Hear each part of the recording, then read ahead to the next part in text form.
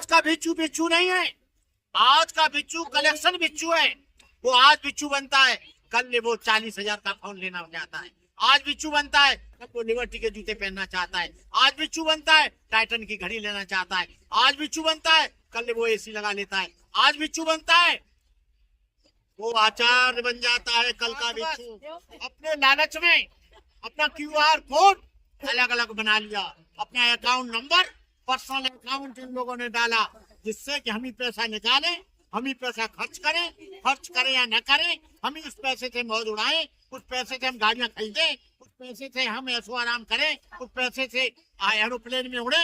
इसलिए है देश के लोगों से कहना चाहूंगा कि जब तक ये एक नहीं हो जाते, एक मंच पर नहीं आ जाते, एक बैनर के नीचे नहीं आ जाते, तब तक किसी भी आंदोलनकारियों को एक पैसा नहीं देना चाहिए और उनके आंदोलन में भी शामिल नहीं होना। जैसी चीज यहाँ दिखाई नहीं दे रही है, यहाँ पूरी की पूरी विघटन दिखाई दे रहा है। कोई उधर बैठा है, कोई उधर बैठा है, कोई उधर भाग रहा है, कोई इधर भाग रहा है, और ये पूरी अनुशासनहीनता है। और जिस समाज में अनुशासनहीनता होती है, ना उनमें कोई विचार फैलता है, ना कोई आंदोलन चला पाते हैं, ना कोई क्रांति कर पाते हैं, ना किसी विचारधारा को समझ पाते हैं, ना धर्म को समझ पाते हैं, ना समाज को समझ पाते हैं, ना राजनीति समझ पाते हैं, ना धर्म नीति समझ पाते हैं, ना समाज नीति समझ पाते हैं। ये समाज चित्रा पित्रा घूम रहा है।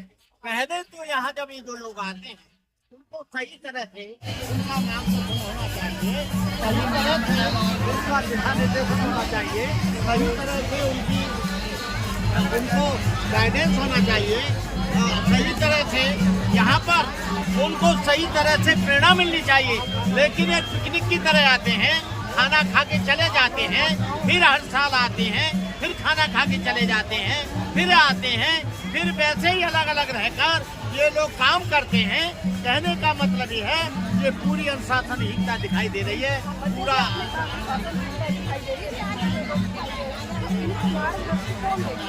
ये भारतीय बौद्ध महासभा इस काम को लीड करती है। यदि मुझे दिया जाए, मुझे पूछा जाए, तो मैं इसको समर्पित करूं, मैं उनको बताऊं, गाइडलाइंस बताऊं, उनको विचारधारा बताऊं, उनको आदर्श बताऊं।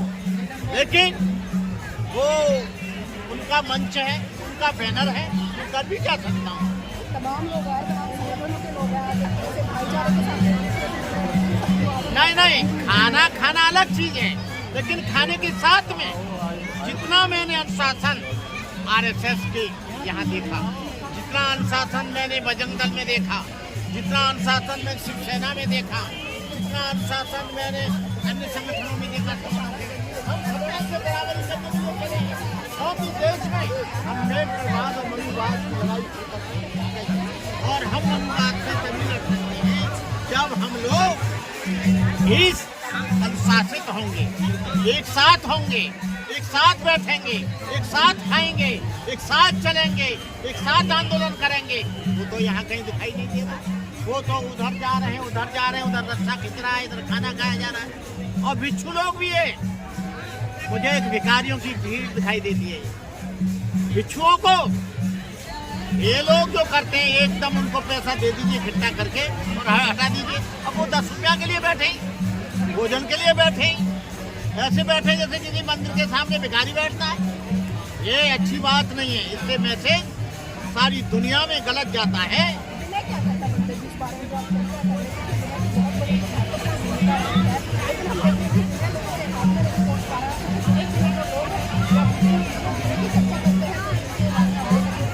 विनय कहता है कि भोजन करने के उपरांत तुरंत बिच्छू को अपने आसन से तुरंत 1 मिनट के अंदर उठ जाना चाहिए।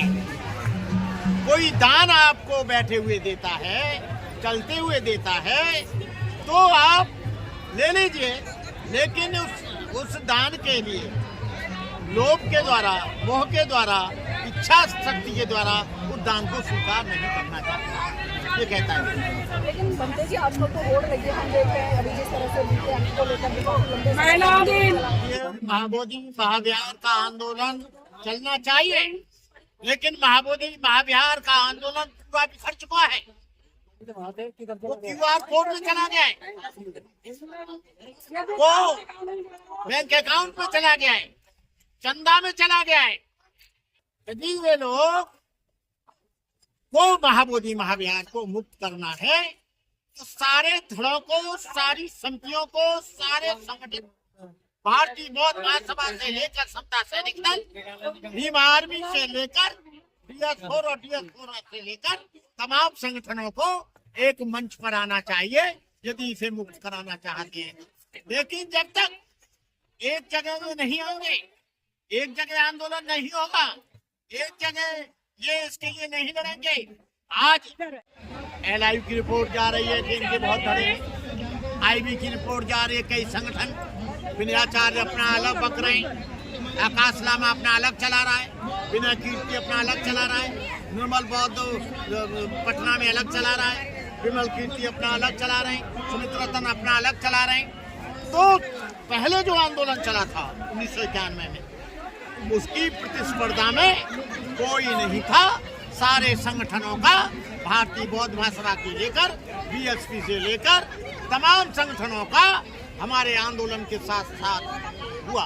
आज ये उसी जो हमने बीज बोया था, आज उसी को ये काट रहे हैं। अब विरासत बचाओ, विरासत का चंदा देना है, विरासत का पैसा लेना है। विरासत जब बचेगी जब सारे लोग, सारे संगठन, सारे जितने भी आंदोलन चला रहे हैं वो एक बैनर के नीचे आए, एक धड़े के नीचे आए, एक मंच पर आए।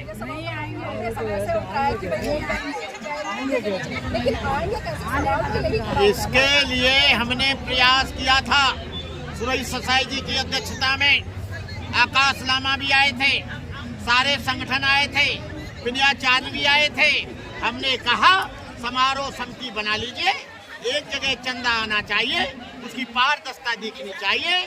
जो बोध गया महाबोधि महाविहार मुक्ति आंदोलन समिति होगी, उसके पास पैसा आएगा, वही पैसा खर्च करेगी। लेकिन इन लोगों ने अपने स्वार्थवश, अपने लालच में अपना QR कोड अलग अलग बना लिया, अपना account number, personal account in लोगों ने डाला, जिससे कि हम ही पैसा निकालें, हम ही पैसा खर्च करें या न करें, हम ही उस पैसे से मौज उड़ाएं, उस पैसे से हम गाड़ियां खरीदें, उस पैसे से हम ऐशो आराम करें, उस पैसे से एरोप्लेन में उड़ें।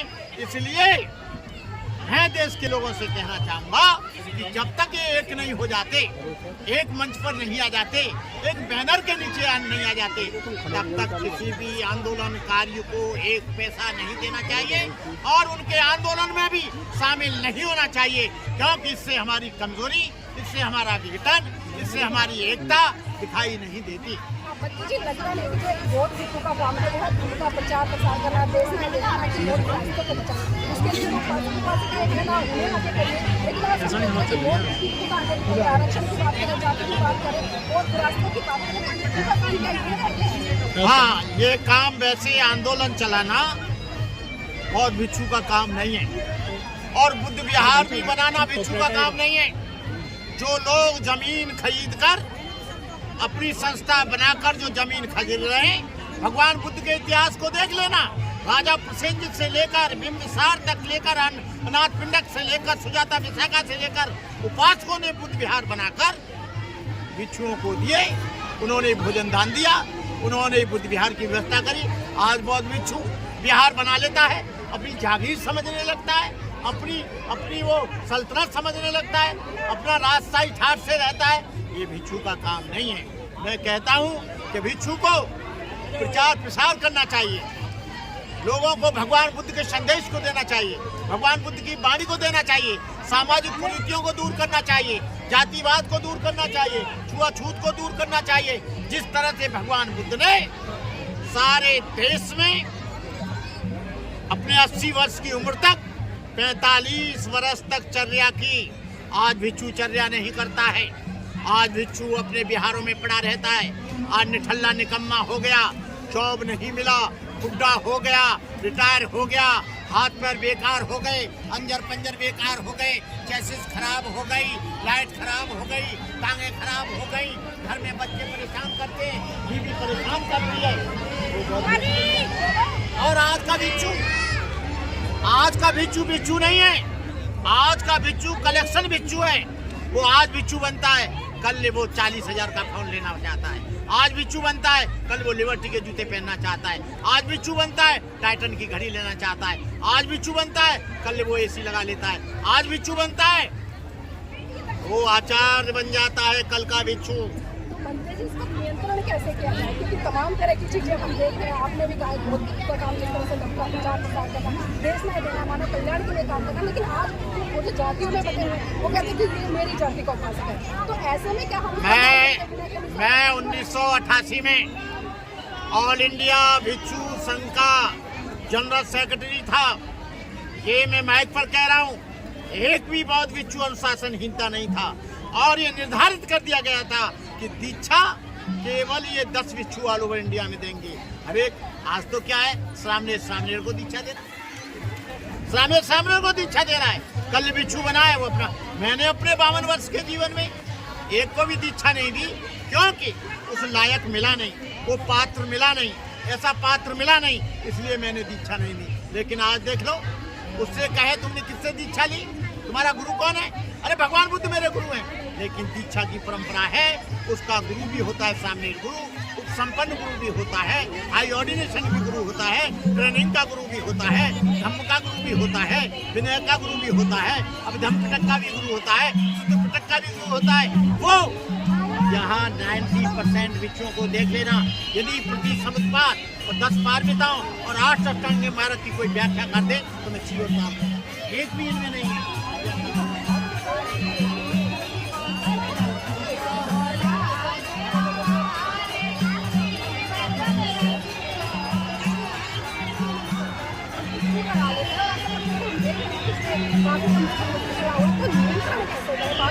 देखिए, मैं ऑल इंडिया भिक्षु संघ में नहीं, मैं किसी भी भिक्षु संघ में नहीं, ये ऑल इंडिया भिक्षु संघ का काम है।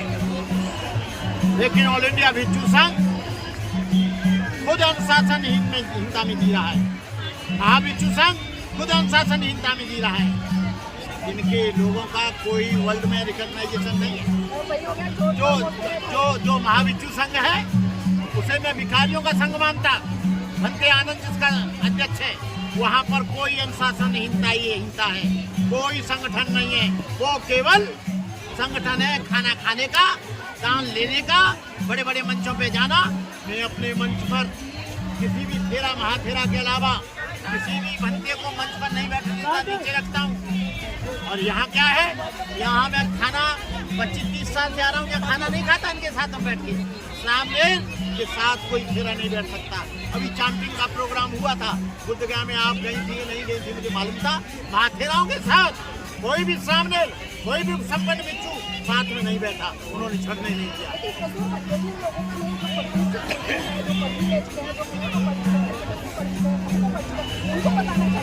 अरे भाई एक शरीफ आदमी एक बस्ती में रहता है और 50 गुंडे रहते हैं, वो क्या करेगा अकेला व्यक्ति? अभी मैं ही कहूँ तो मैं गुंडा हो गया, मेरी तुड़ाई हो जाएगी, पिटाई हो जाएगी।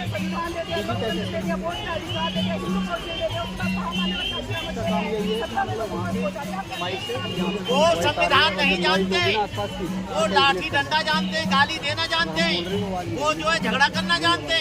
जो जानता है वही तो करेगा, जो कानून को नहीं जानता, वकील कानून को जानता है, वो 302 का मर्डर नहीं करेगा, लेकिन जो नहीं जानता है वो क्या कर देगा।